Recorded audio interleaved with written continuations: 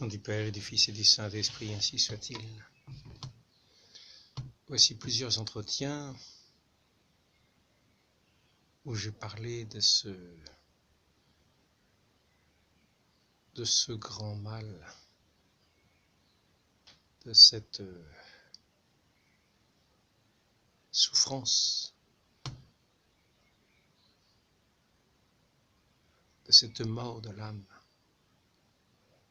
qu'on appelle la haine. Et aujourd'hui, en ce vendredi saint, nous allons voir cette lutte, ce combat entre la haine et l'amour, entre ce qui est la mort de l'âme, la haine, c'est-à-dire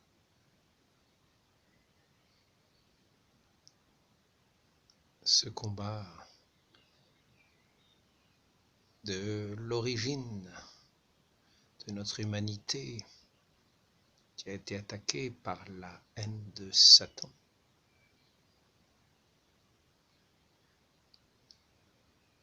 Cette humanité qui s'est trouvée victorieuse dans ce combat de notre Seigneur Jésus-Christ, qui n'est pas venu avec la haine, mais l'amour, et qui a fait triompher l'amour de la haine, c'est-à-dire de la mort. Cette haine, nous l'avons vue à l'œuvre tout récemment, dans ce temps de la Passion, dans ce temps du Saint Carême, alors que en Ukraine, nous avons vu son œuvre, à travers une population qui a été persécutée, son œuvre à travers le mensonge, son œuvre à travers des crimes, son œuvre de haine, son œuvre de mort, qui a voulu rompre avec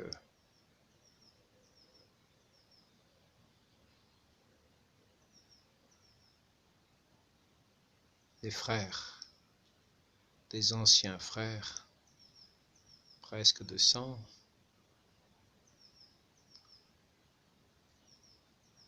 au point de s'en séparer par ce combat, par cette révolte qu'a entraîné la haine.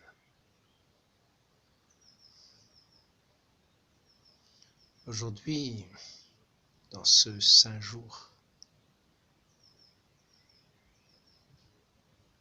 où l'on commémore la passion de notre Seigneur, où nous venons peut-être de faire le chemin de la croix pour nous souvenir comment le Christ persécuté, comment le Christ condamné, comment le Christ humilié a fait son chemin du calvaire, ce chemin de l'amour vers ce sacrifice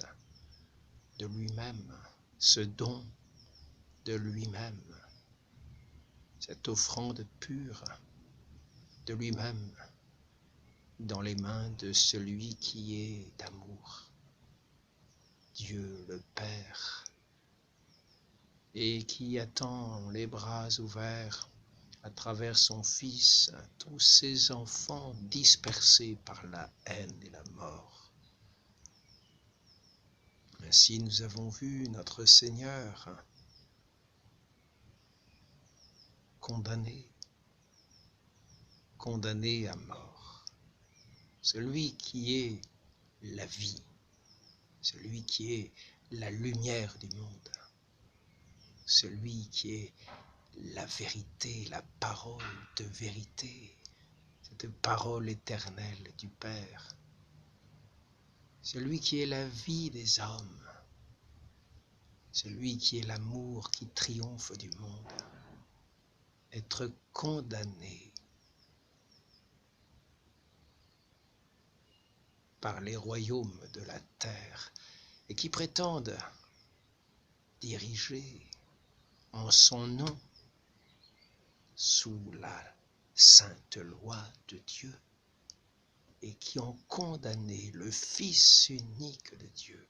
l'ont fait condamner, s'en sont débarrassés, lui, lumière du monde, lui, visage du Père. Car ne dit-il pas, qui me voit, voit mon Père. Ainsi, ce monde, ces royaumes de ce monde, n'ont pas simplement condamné, comme je le rappelais l'autre jour, un prince de cette terre qui était roi de France et qui était en tant que roi de France le lieutenant de notre Seigneur Jésus-Christ, celui qui tenait lieu et place pour gouverner ce royaume très chrétien de France. Ainsi que le disait sainte Jeanne d'Arc, le roi de France est le lieutenant du Christ. Et là, le lieutenant du Christ, nous disions, avait été condamné par ces suppôts de cette fausse lumière qui sait si bien dissimuler sa haine, son mensonge, son esprit de mort, pour le faire passer pour ce qui peut paraître plus noble, pour un esprit de lumière. Et ainsi, par ce mensonge,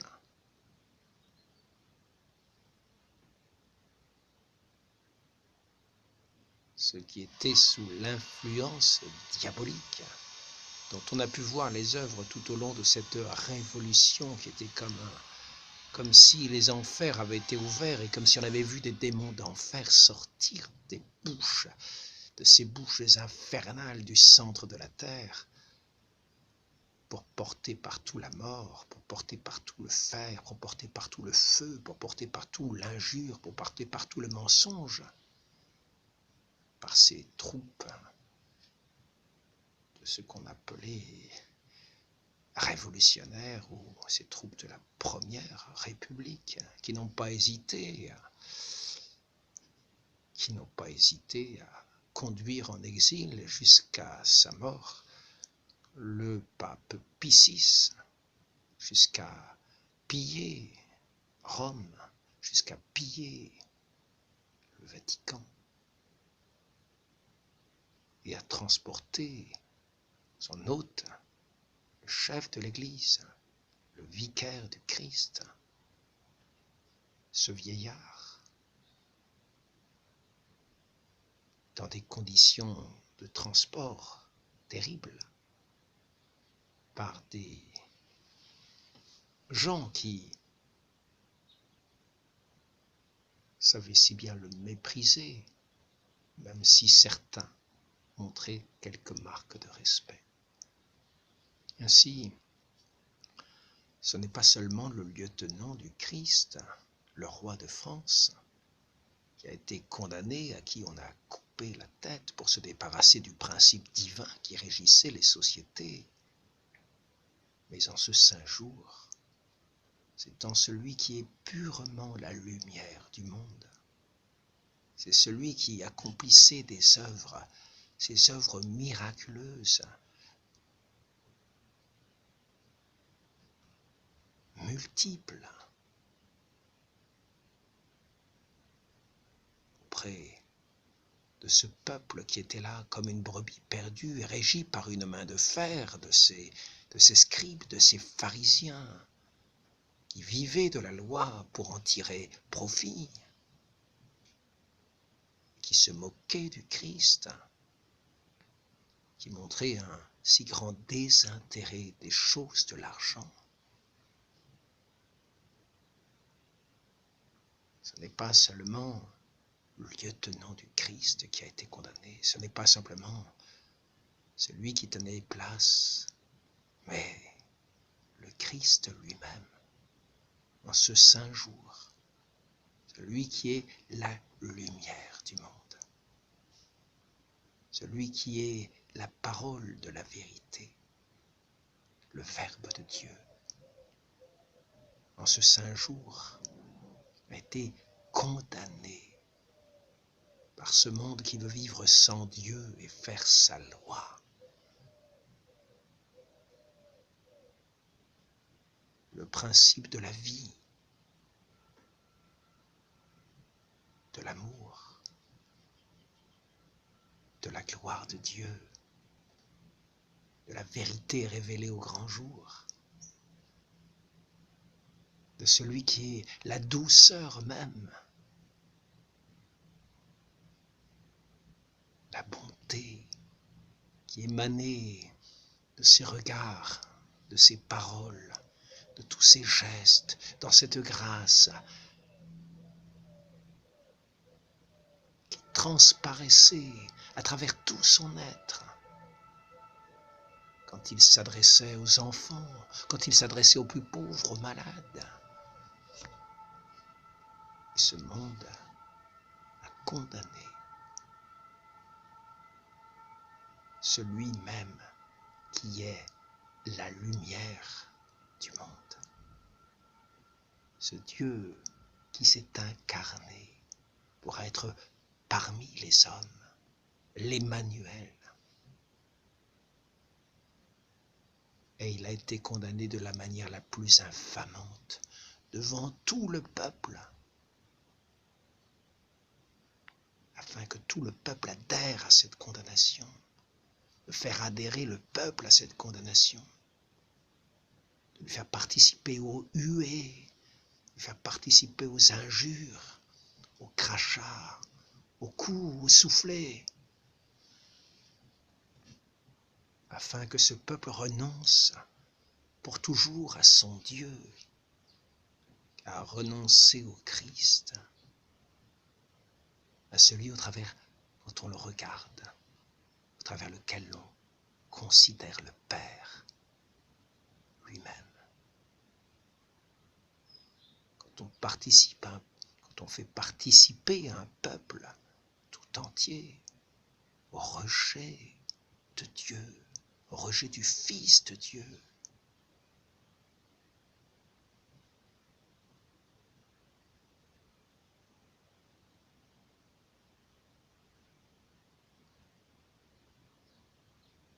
cela emmène quasi une condamnation de ce peuple pour des siècles et des siècles.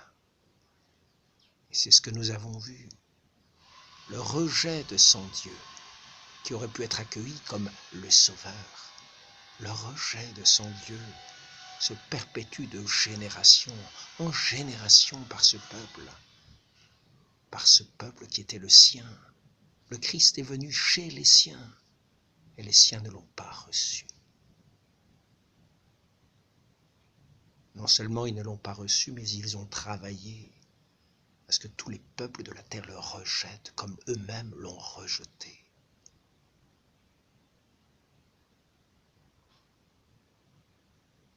Par l'a priori de la haine, qui refuse d'écouter, qui refuse de voir, qui refuse d'aimer, d'entendre, qui refuse de recevoir la vie de celui qui est la vie.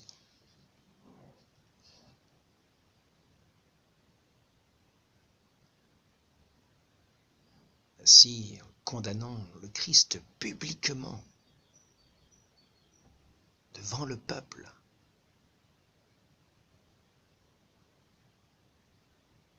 le peuple a été invité à entrer dans cette haine de Dieu et dans ce rejet de Dieu et à participer à ce rejet.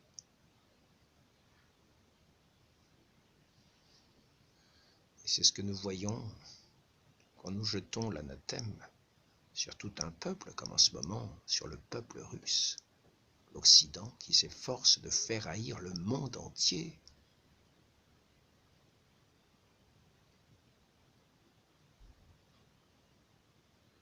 l'Occident qui s'efforce de faire haïr ce peuple russe au monde entier et qui manœuvre pour cela. On pourrait s'interroger pourquoi l'Occident antichrist, qui a participé à la condamnation de son roi, celui qui était le lieutenant et qui, au travers lui, était le garant de cette société de lumière qu'était la chrétienté.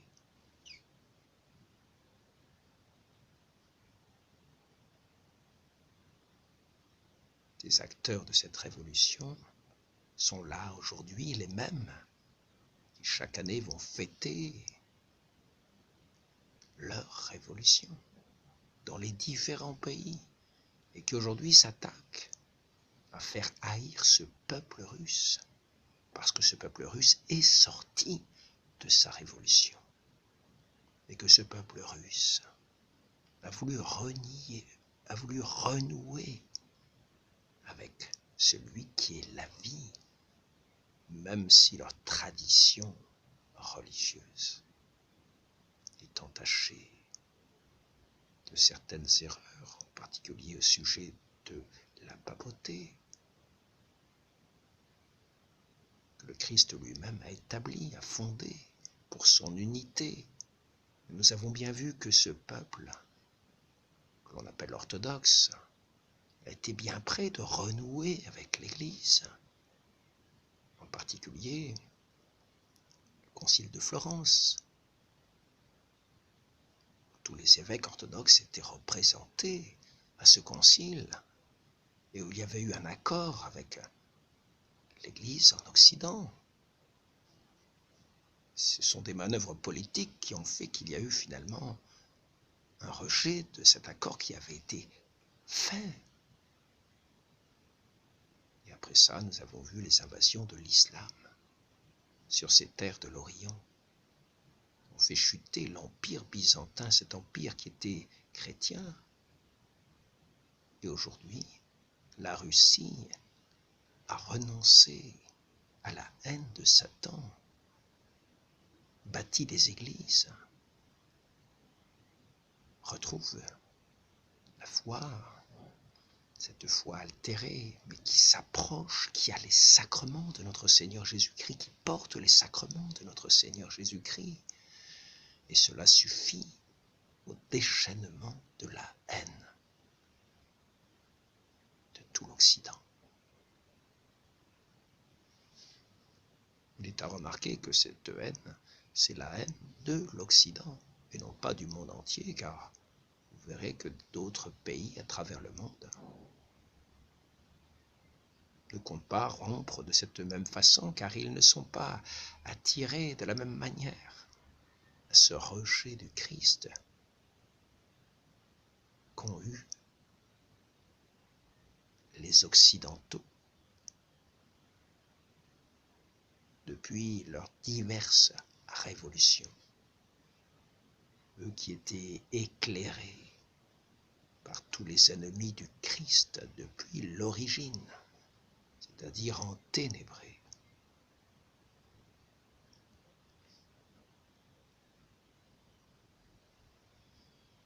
Et donc, nous voyons aujourd'hui comme flagellés par les coups du mensonge, toutes les armes que l'Occident peut réunir, flageller ce pays de Russie, comme notre Seigneur était flagellé dans sa passion, insulté, lardé de coups, déchiré dans son corps. Nous avons vu toute cette haine de Satan se déverser sur lui par tous ses suppôts,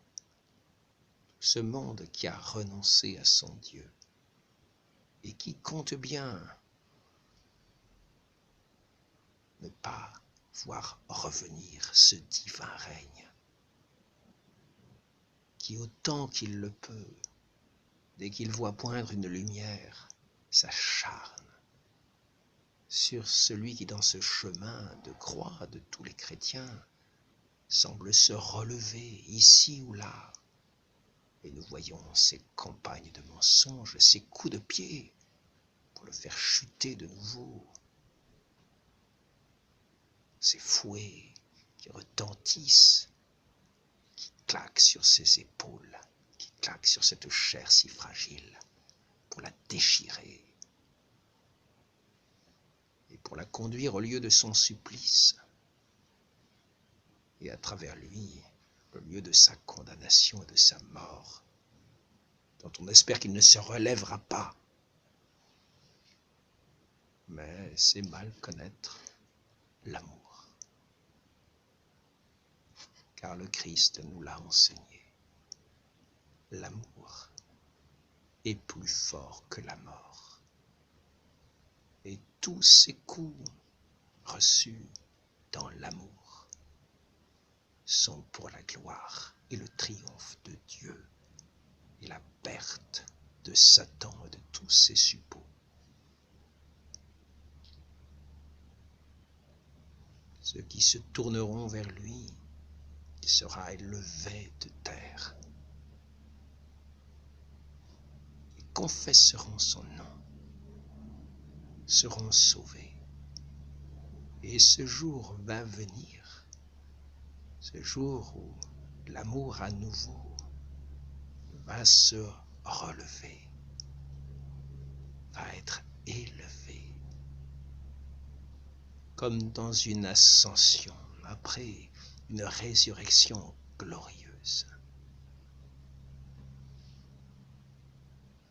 Que nous soyons non pas des disciples de la haine, mais des disciples de notre Seigneur Jésus-Christ,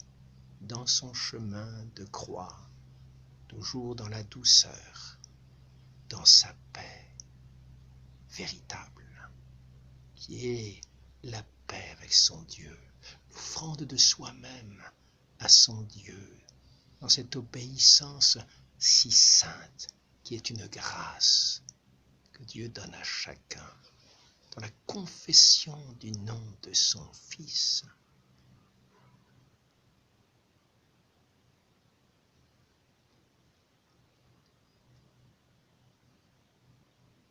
Cette grâce nourrie par les sacrements de son Église. En ce jour de la passion de notre Seigneur, pensons à tous ceux qui, en union avec notre Seigneur, souffrent, prolongent sa passion dans leur souffrance et dans l'amour, dans la vérité. Pensons aujourd'hui particulièrement à la Russie si honnie. Pensons à tous ceux qui sont les victimes de la calomnie et du mensonge et qui demeurent dans la fidélité à leur Dieu, à notre Dieu, à notre Seigneur Jésus, le Christ, qui est le visage du Père, le reflet de sa gloire, à la plus grande gloire de Dieu. Soyons dans cette fidélité, debout au pied de la croix avec celle qui est la fidélité même, la très sainte Vierge Marie. Demandons-lui cette grâce de nous tenir au pied de la croix, nous souvenons de la passion de son Fils, de l'amour qu'il a eu pour nous et qu'il a toujours, et de cette Sainte Mère. Ainsi soit-il. Au nom du Père et du Fils et du Saint-Esprit, ainsi soit-il.